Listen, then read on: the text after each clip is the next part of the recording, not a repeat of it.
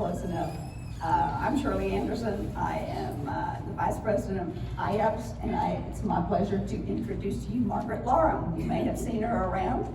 She is the judge of this exhibit, and so she selected all of the winning paintings in here, and she's going to be talking a little bit about each painting. And I don't know how you want to take questions as you go or wait till the end. I'd prefer to wait till the end. Okay, so let's prefer to wait till the end to ask questions, and she'll probably have some time then. So, Margaret. Thank you, Shirley.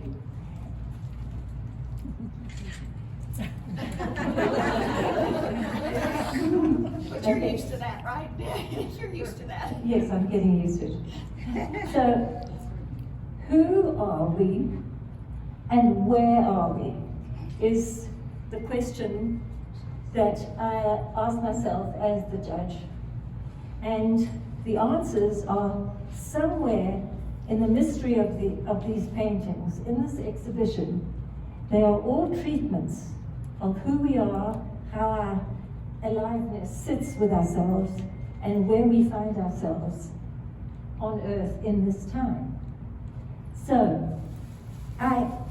the other thing is we've all gathered here. We've come from so far at such a diversity of experiences and techniques and ways we work, that it's again an epicenter. And I was thinking how wonderful it is. It's like the answer to apprenticing yourself, as one did in the medieval times, to master painters. The opportunity to come and gather round and glow and share and communicate and encourage and then grow from the other people that are here is without parallel. It's really the most extraordinary thing. Here I am the judge, and it was only yesterday, it seemed to me, like 10 years or something, that I came for my first IAPS and took a workshop with Richard McKinley, and he did a wonderful underpainting. And then he said, and now we dance. And that was so liberating, because you come and you think, oh, it's all about I've got to learn how to do this and that and the other thing. But it's not. There's work, there's rigor, there's figuring out things, but then there's release and the dance, and the painting itself speaks to you. The channels are two ways. They go back and forth, you know. So I'm going to show you a little bit, because the paintings speak in tongues. They are like shamans. They don't tell you exactly the truth of things. They talk in ambiguities. But I would try and focus a little bit on gesture, on the touch of people that I noted in the paintings that I selected. I think a lot of the dance comes from my own background in dance a long time ago, where I studied delicacy as opposed to strength. And you can see that in a mark. You can see when you've got, and you can see when you've got, and I've been watching Corey Pitkin this morning. You know, his mark is like an insect. It just kind of lands somewhere. You know, it's exploratory. It's not necessarily fixed focus. You know, as maybe there's a painting on the other side there. Oh, well, we'll talk about that when we get there. Okay, all right. So I thought what we'd do is we'd walk down that way and then come back this way, and then I would go to the paintings that had received awards and comment on each one of them. Okay? All right. Who we are and where are we is really about portraits and landscapes. So that's the general classification of the kind of paintings that are here. And this particular painting is the origin. You know, it's the origin, it's the wild landscape. And that attracts me a great deal. For some reason, I'm always searching for it, whether it be just on the edges of town, in the cracks in the pavement. That nature's force is a comment. In the old days, I would have thought when I was young, your age, that nature paintings were a bit passé. But now they've become crucial, especially in this time. If you can suck out to somebody the value and the reminder of the planet and the earth that we inhabit, so much the better, you know. It's become not so much the better, it's critical. And this particular one shows so much of the shaping of the earth with the elements and the masses and the water, and the sky and the earth and everything. So it's a fit beginning. It's kind of like Moses, isn't it? Striking the rock and then the water's gushing out. Technically, it's very varied, which is interesting. It's really fascinating. It pulls you into the picture and you kind of get taken along with the water. And it's very experiential in that way. And so I thought it was really a worthy piece for an award. Okay, and now next one we're going to move to is again one of nature and one of the forces of nature. What attracted me at the beginning was really the power of this rock. I mean, it was just so lovely and sharp and dark and strong against the ephemeral fog and distant atmosphere. In technical things, the warm moving to a cool also is very, very attractive, you know. I find it quite interesting because I am an eager plein air painter. I paint outdoors a lot. I thought that this was a plein air. And then I found it interesting to read that it was from a photo, but I do know that this painter does do plein air. It was a photo through a train window. And so it's a view of the world. I do know that the painter is a geologist who knows about rocks. So everything you know about contributes to what you do. You know, if you're a surfer, like Jeff Sewell, who's a thing, that will contribute. If you've been a patchwork person, whatever you've done in your life will come out and support your art.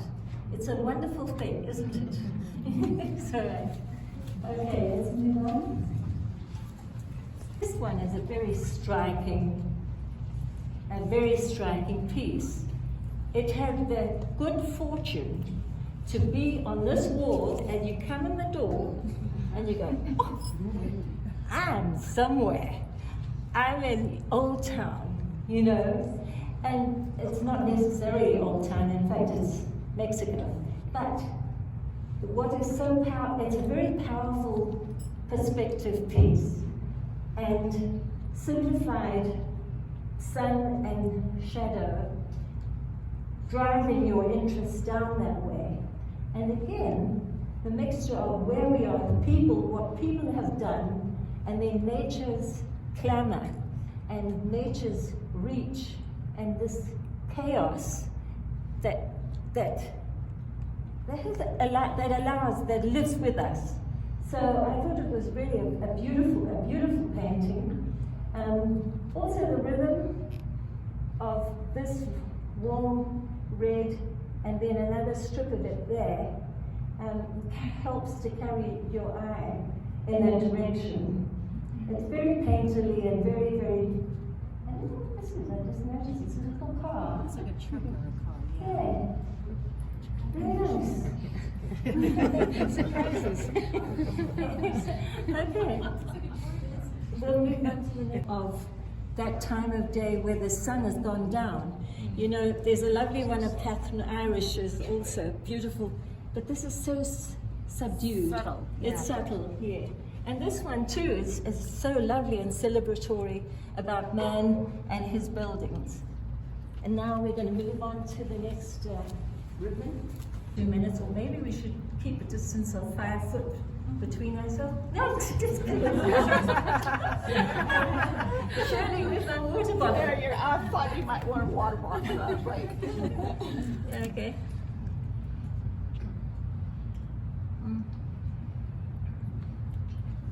Okay. Oh, thank you. No, that's what you're getting. That's good. Right.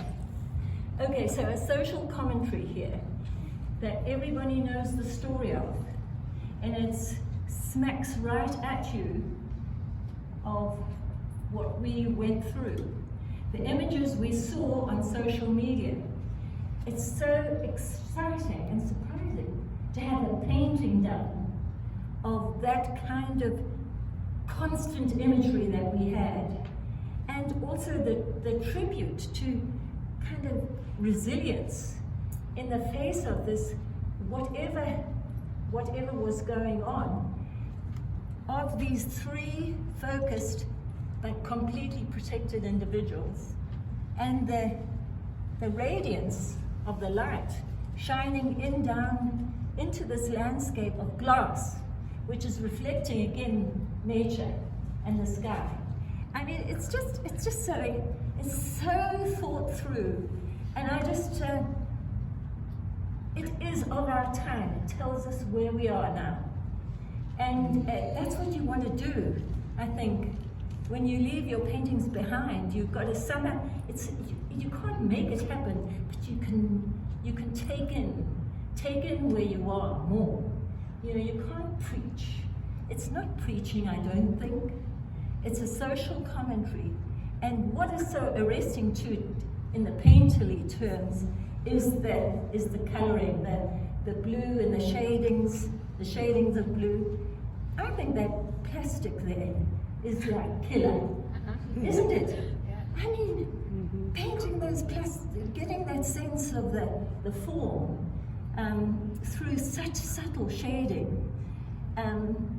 It's wicked, and you know, I want to go home and paint plastic too.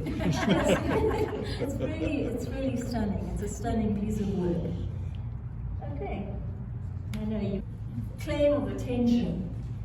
This is what I want to say too, is that when a piece of art jumps out at you, it's a wonderful thing, you know, and most of what I can say is that most successful work seems to have a life of their own, has a life from within the painting. The paintings are alive, like your painting is very alive, but there's an aliveness to the painting. Some paintings are still about technique, but some paintings just sing out something. And in this one, I looked at this, but to tell you the truth, I was also interested in the commentary, the connection between those women in the masks and then these women with their jewels. And that's our time. Our time and the validity of what we are sometimes is about jewels. It's about what we're wearing and, you know, how we perceive what we would like people to perceive of us is very important. It's always been important, and in painting you see the evidence of that. You see Gainsborough, or you see the people and they're wearing their fine clothes and everything. So it's nothing new. It's part of that whole tradition, but it does show a different kind of like people, portraits. Is that me being boo-boo? It is, yeah. So, portraits that connect to being assertive and exhibiting who we are is the reason of it, as opposed to portraits that are revealing the inner life and the condition of man. And they're all here in this exhibition. I read with interest that it was staged, that it's costume, that you had two models, and she dressed them up in costume. So it's quite an interesting thing. I wondered who these Russian princesses were, or whatever they were. But again, the simplicity of her mark making and the very bold shadows, the very bold contrasts of the dark and the skin are very exciting.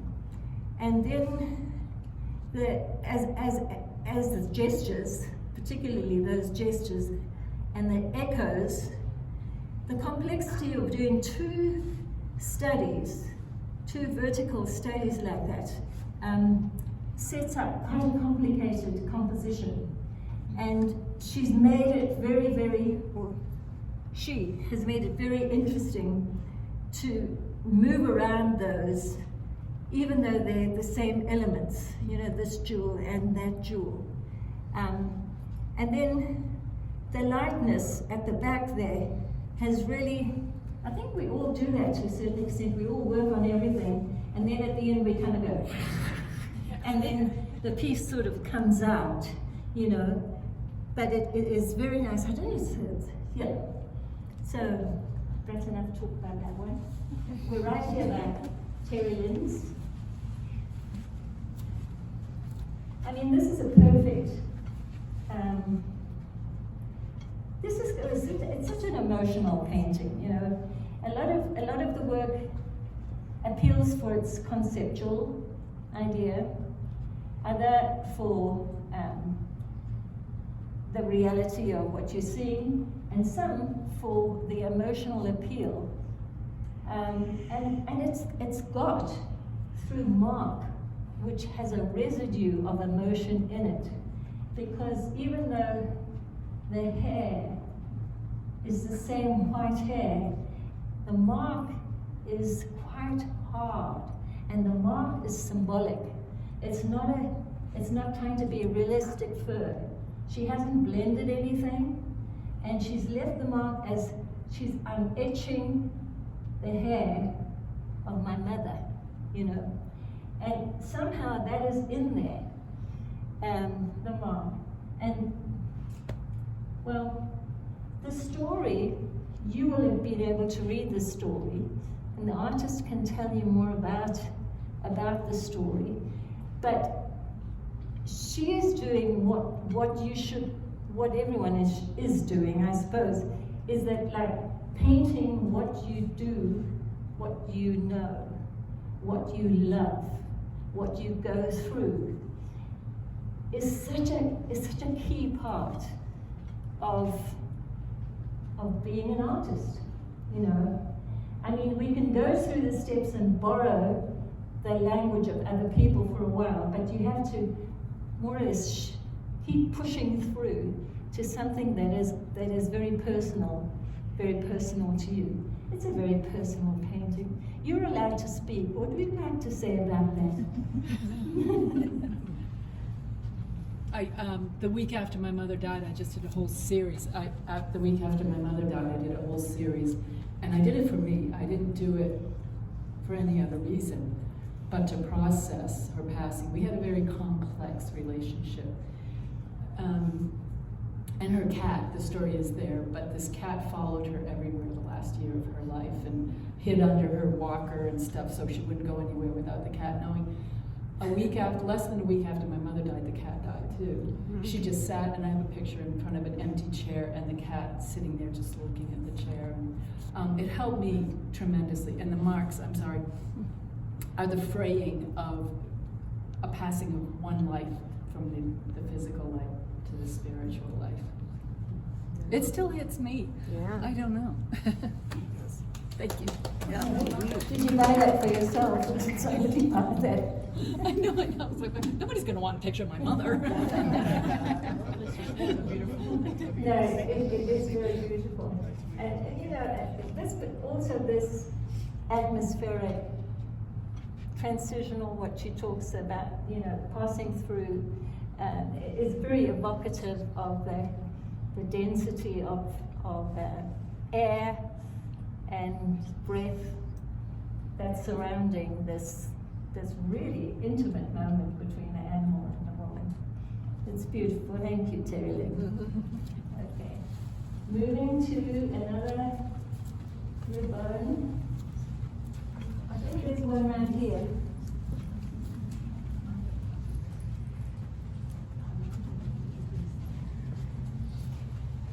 It's this one in the corner here.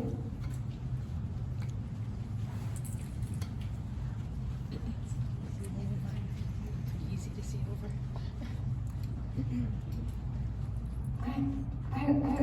Again, from my theatrical background, I was struck with there's a story somewhere. But this the poignancy of this face, the moisture of the skin, has been captured so carefully with glazes, and a lovely, this cherry nose, and then the moving back from that through the coolness. With all this information on the edge about the story, it's a very fascinating piece to me. The glasses too, sort of sitting atop there, are very, in a strange way, distracting, but again, like the hospital picture, indicate life or the world outside, the interior life. This, I read the story here. It again was a short encounter with somebody. The painter met a Swedish man, they talked, he did a sketch, he took some photos, and this painting comes from that. So again, the treasures that are within connection in our very short time with each other are equally important. You know, it's not to say that you've got to live your whole life with something. It can be as brief as that, to reach some sort of question about who we are, you know, the fragility or whatever is going on in that piece. It's really also a very, very dear piece. All right, moving on. You skipped one back there. I skipped one. Yes, and that little well right over there. Lead the way, honey. Where were we? Okay, I'm sorry. I've forgotten. Okay. This one right here. Oh my gosh, yeah.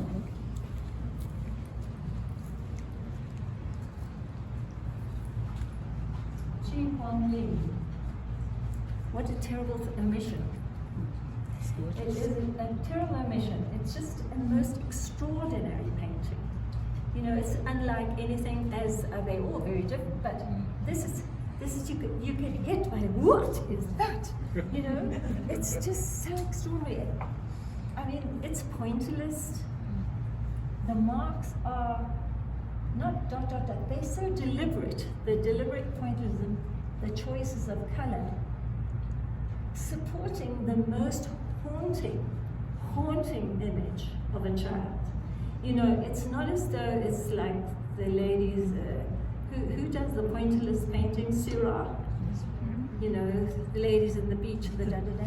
There's something there's driving focus on this child. It is really, really powerful. What I did notice, or I wanted to share with you, is that the power of a diagonal painting, as opposed to those two women that are in the vertical, who are stable. They're stable, I am here. This diagonal takes you to a search. And in landscape too, if you've got a diagonal thrust, you can feel the pull of the earth and the horizon simultaneously. So it's a favorite place for me to hang out in, is the diagonal. A lot of people do that. I mean, they look at, when they compose a painting, they divide up their painting, and then they put the focus in a third and the rule of thirds and so on. And so that kind of makes an implied diagonal, because you don't want to put the painting, you don't want to put your focus boom in the middle, unless you want to, unless there's a reason for it. But I think that also adds to the painting. I don't know, the treatment of the hair. There's also an animalistic quality about it that I find really, really fascinating. In the same way as animals look at you without any social, except dogs that you love, you know what I mean? They all look at you, okay? But most animals don't bother to kind of No temper filter. their look. And that she has that look, which makes me feel that the story is quite, there's hardship, you know, that there's hardship in life, and how powerful the artist is to trap that and to communicate it. What a time! Let's move around into the bathroom. That's all of them.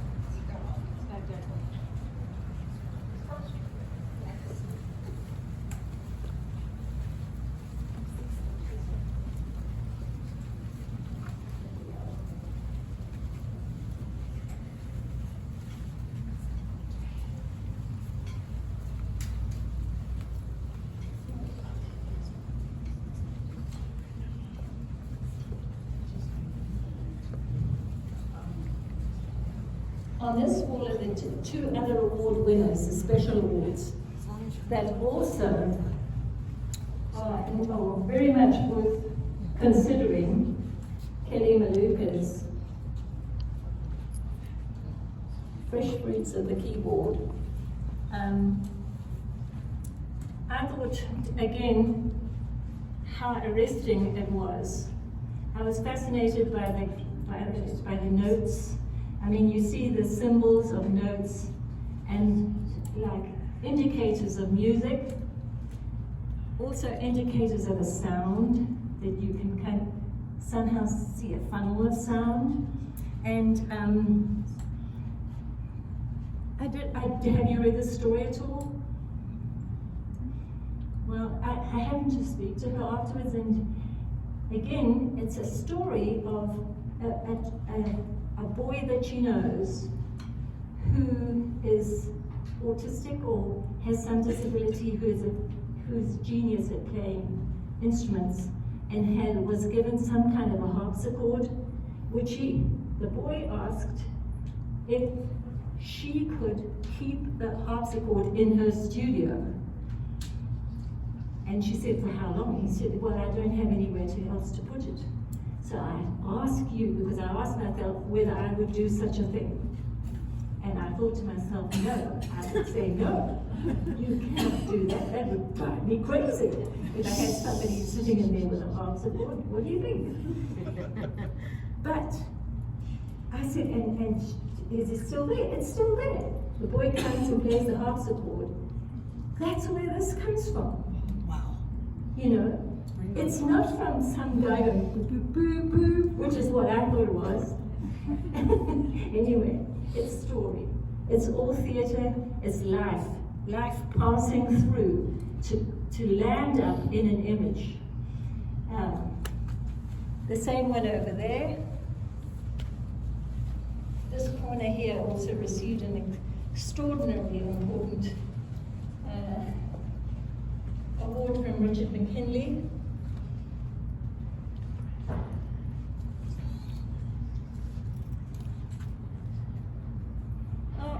It is so arresting. The sort of atmospheric approach, and it's originally a vase of flowers with a deliberate intention to lose. I'm so sorry about this. With a deliberate intention to lose, whether it's hydrangeas or whatever it is, because that's a word. And the word gets in the way of what she's trying to get, which is some kind of evocation. It's almost like the power of auras or rocks or mysterious influences of things, as opposed to looking at a painting like that one over there, which is so lovely and sharp and delightfully roses. You see, it's a gorgeous, gorgeous painting. But in this one, there's been a deliberate attempt to go to some sort of the mystery, to approach the mystery. And so the technique matches that. The technique is very mucky and very three-dimensional. She's applied all sorts of under somethings here. And in pastel, those are very exciting when we find out, you know, you swish over something and then you get left with this little, where did that come from? It's so gorgeous, you know, it's such a wonderful thing. Until you do use it too much, you know, that you've seen that when you've seen other people and you think they never got over the surprise of it, you know, they never got over it. It's still there. But she loves, I mean, that's beautiful. It's drawing a lot of attention. But also the light through color is drawing a lot of attention. Another thing about this piece is the way she's framed it, of course, as a piece of painting in a box, and just floating in space like that, which again is another important thing of what we're doing in the modern world, is revealing a little bit more about what's going on as you're making the painting. You reveal the paper, you reveal maybe the little blobs there, you don't wipe them out entirely. They're part of the process. The archaeology of you as an artist, it's permitted to allow that to come through so that you can see the phases of what has been happening. Okay, very lovely. Behind you. Now, yes, deep enough. All right. So, in this painting, again, it's one of those paintings that it doesn't allow you to go past without noticing it. It grabs you just like that. Has malevolent flowers.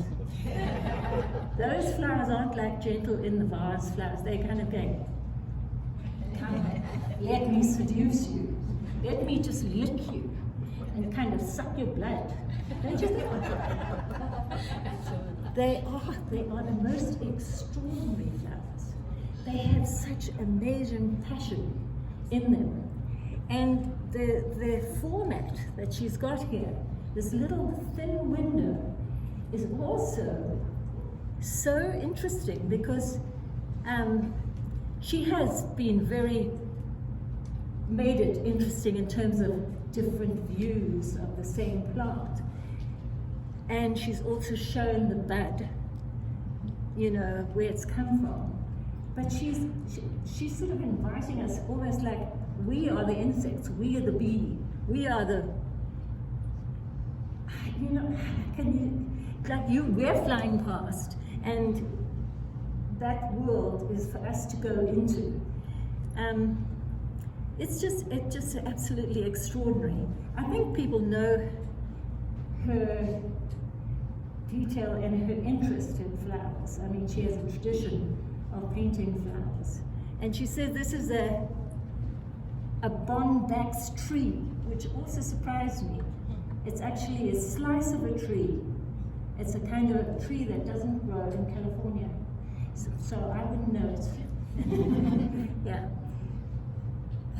Again, I mean, all the technical mastery that you want to know is in this painting. So if you want to really develop an old master technique, you could just sit here and apprentice yourself to a corner of this painting and learn an amazing amount. You know, there's not, I don't see strokes. There's no Terry Lynn strokes there. There's not, you know, it's so blended. They're so glazed. The edges are so softened. The color is so saturated, and yet it moves. There's such movement in each leaf, not just one boom leaf. There's just incredible diversity within those red flowers. What do you think? Yeah. Amazing, eh? All right. There are also lovely place paintings. Is it on there? I'm really losing my bearings. Is one on the left. Oh, yeah. Well, having talked about the bees passing by, this one does have little bumblebees in it. And as a judge, you know, I had so many, it was razor thin, it's razor thin, all these paintings. Oh, this painting, it's like I'm humble before this painting. I want to like bow down and cry and think I never paint again, because it's so consummate. It should have also won Best of Show, you know? As so many of these paintings did, appeal to me, because they appeal to all different sides of yourself, you know? That's what's going on. But my search was a little bit about the where we are now as the juror. So I kind of leaned a little away from that to immediacy. I was looking for immediate moments. And this one appealed to me for that reason. The flowers here have grown in defiance of some harsh condition. They're not in a garden. They've made their way through the tangle of existence, through grass that hasn't been cut back.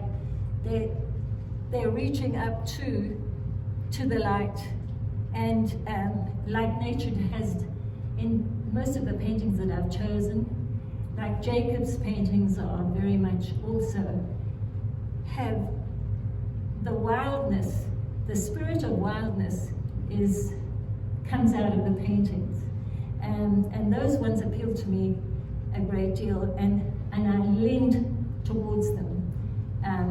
Even although I have to admit that I am humbled by so much more than just what I picked. You know, I mean, I love the work. I love Tony Allen's work. It's just, he's so powerful.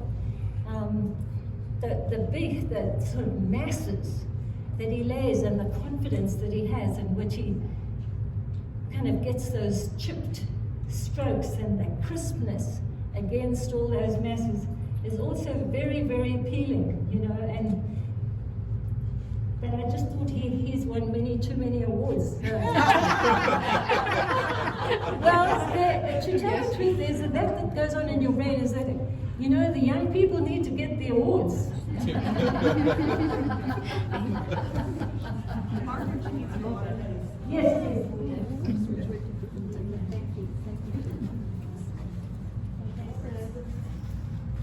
Now, anyway, let's show that way. And then I think this is a silver one here. Let's go here first. Okay, now I've got to switch back with you. You got to take this. Oh, there's two here. Oops, get out. Right, there are two paintings here. There's Corey's, and then there's this one, the Queen Sergei. Right, again, so in this theme of the portraits, the introversion and the inner life is reflected in Corey's.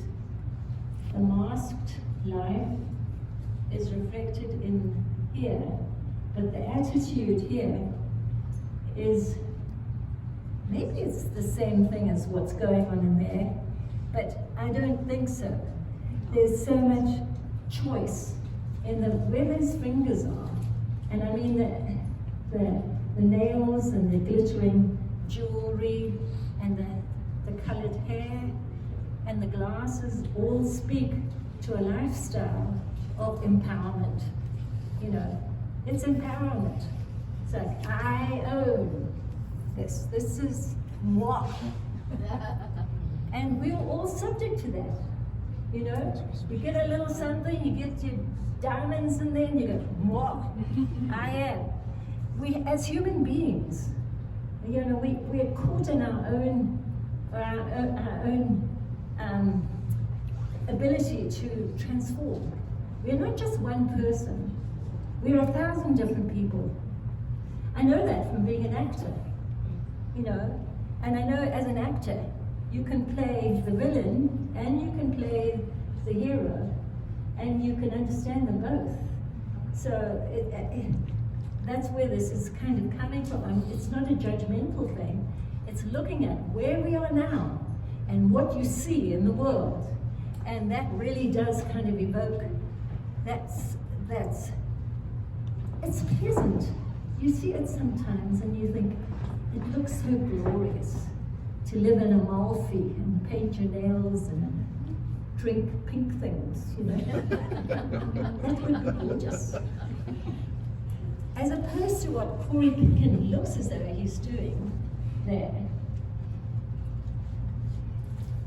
It is called shoegazing, and the title puzzled me at first because I thought, that's kind of a sort of an odd title, gazing at my shoe, and then I thought, that's fascinating because I know that in looking, sometimes when you don't know what you're doing, you're just doing nothing.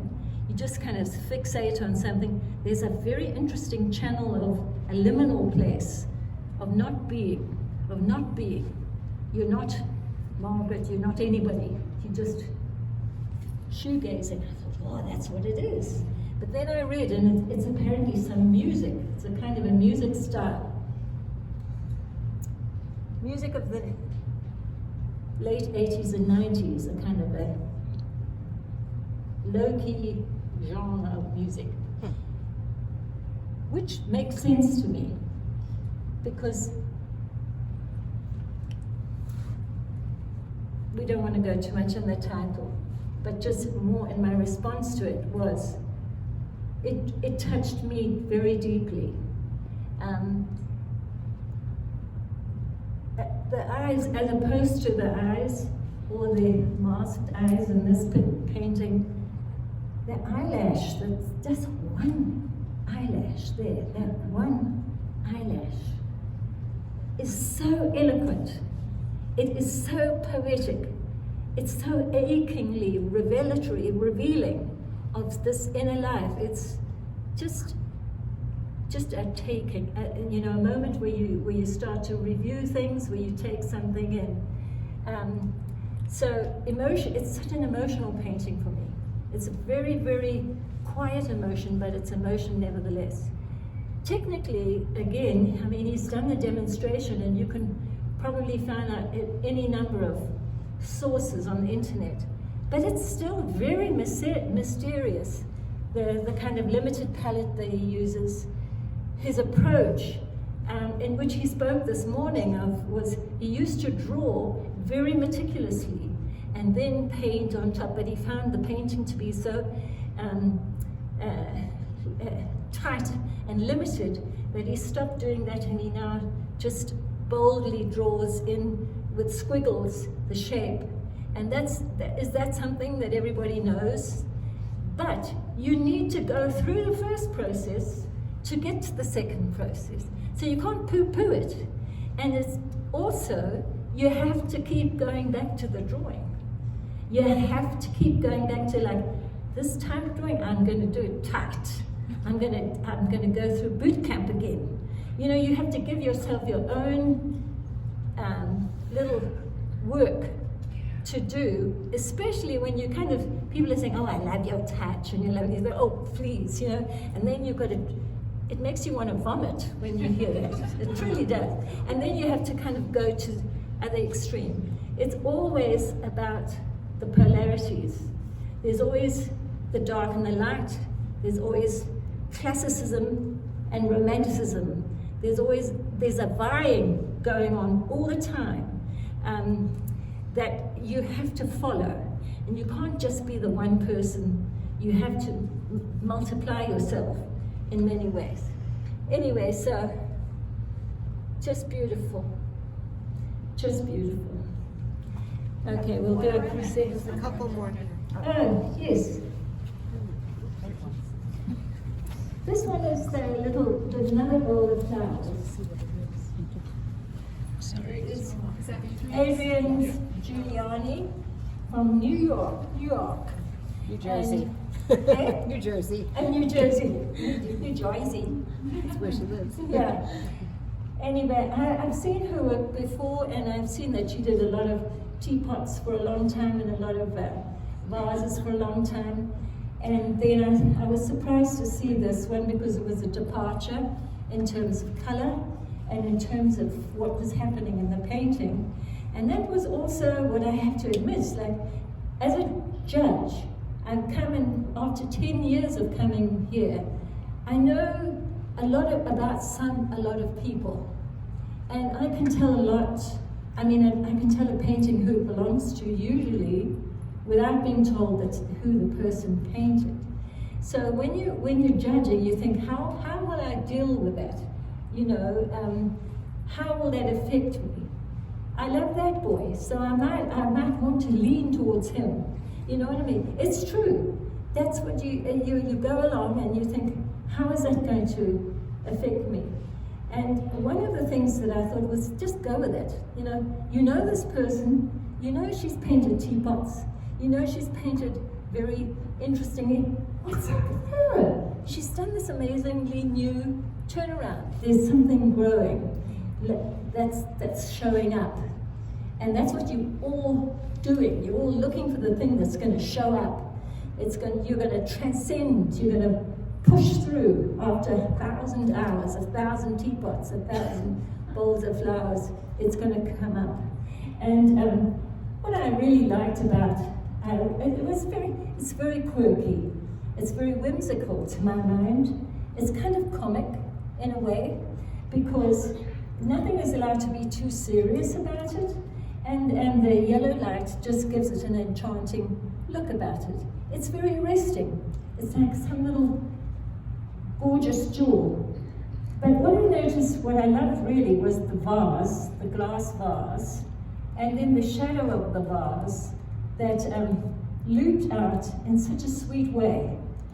This is one shape, and then the roses, she calls them roses, are not necessarily roses. They could be like hair clips or something. You know what I mean? They have nothing to do with roses, but they have something to do with the pastel box that she's looked at and she's gone, ooh, red. And she's going, dee. And it's just adorable. You're allowed. You have permission to do that, because of all this multiplicity of beings that you are. So good old pot of flowers. I thought I would evade flowers, That's another thing. You have to follow your own, as a judge, this is what happened to me. It's like being in your own confessional, and then realizing your own prejudices and your own presumptions, and then having them knocked down, that's not true. You can't come at anything thinking you know what's going to happen, much less a painting. The painting has got to tell you what's going to happen somewhere along the line. You start out okay. All right, so we found the other time now. Three more. Great.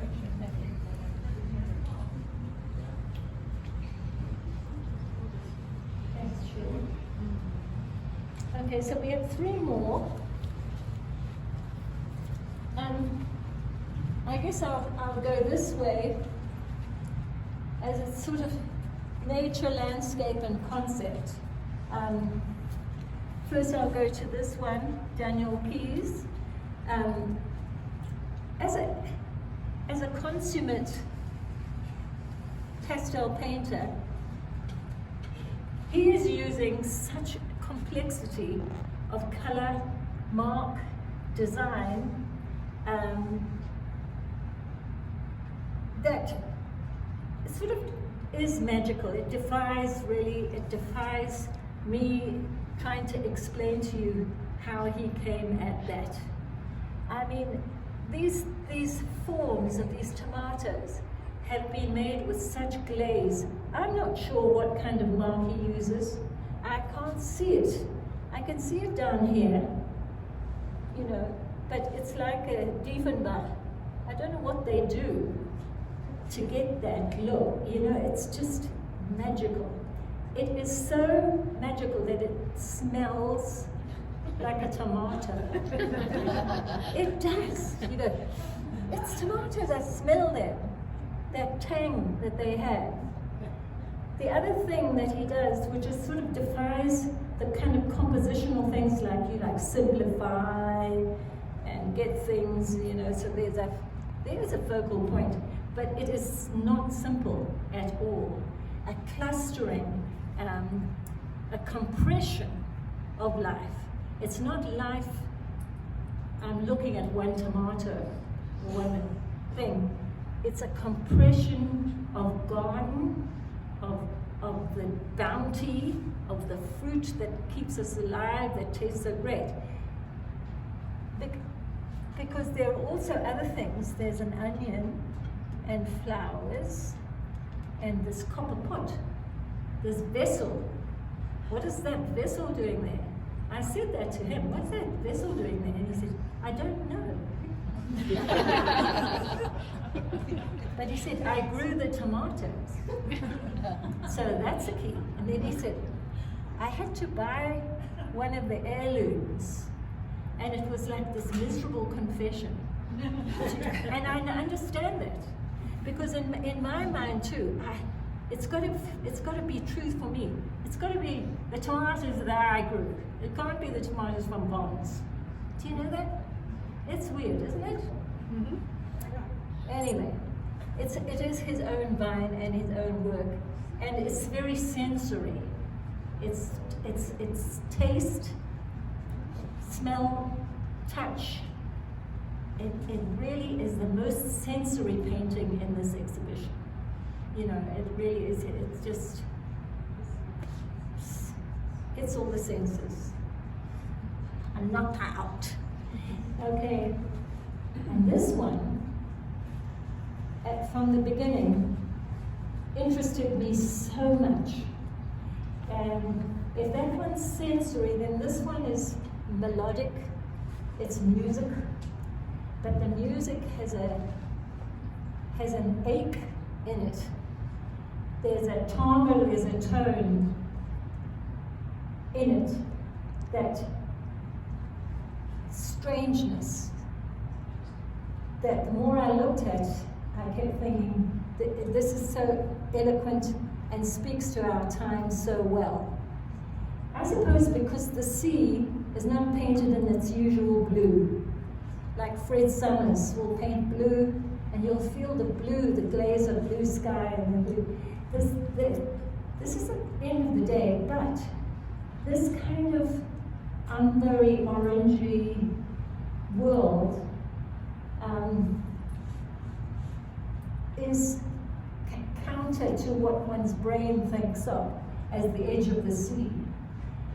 She's so clever at putting so much, like this shape of the house, this wave, which is a natural, wild image, this wild image right next to what we make on our planet. We make these little boxes that we live in there, with a window, to see that.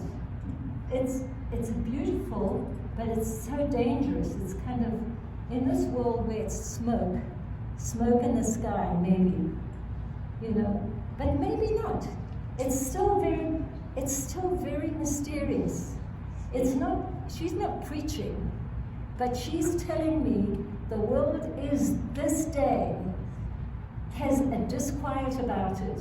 It has moments where there's a fire in the distance, and the artists look at the world and they think, wow, the colors are so cool, you know. But it's true, because we are alive, where we are alive, what is happening, and the filtering of our consciousness comes from that. It's just extraordinary. I mean, this wave is just amazing. So it's really a wonderful juxtaposition of nature and man, and also, I mean, in a strange horizontal. So it feels like a music.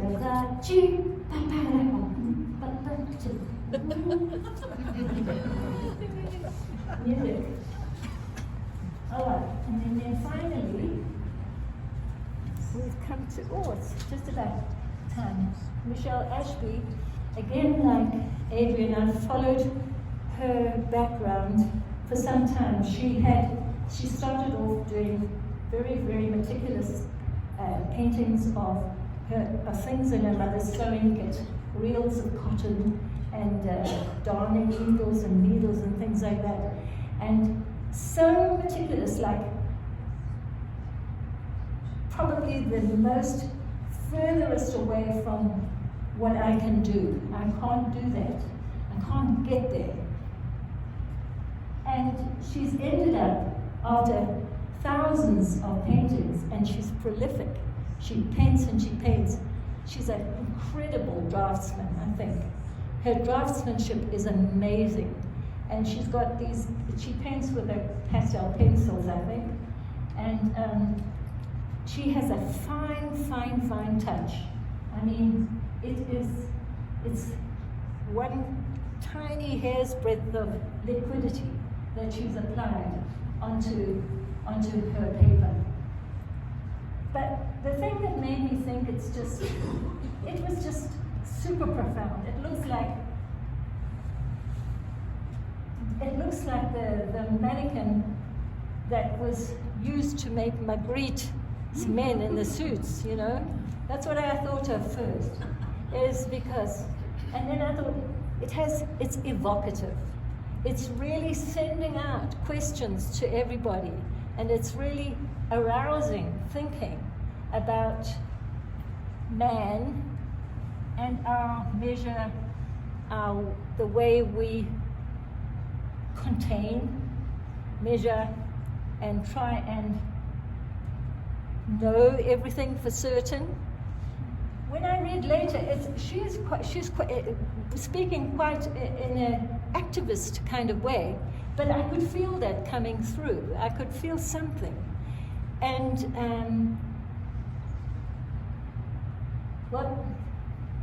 that's why I gave it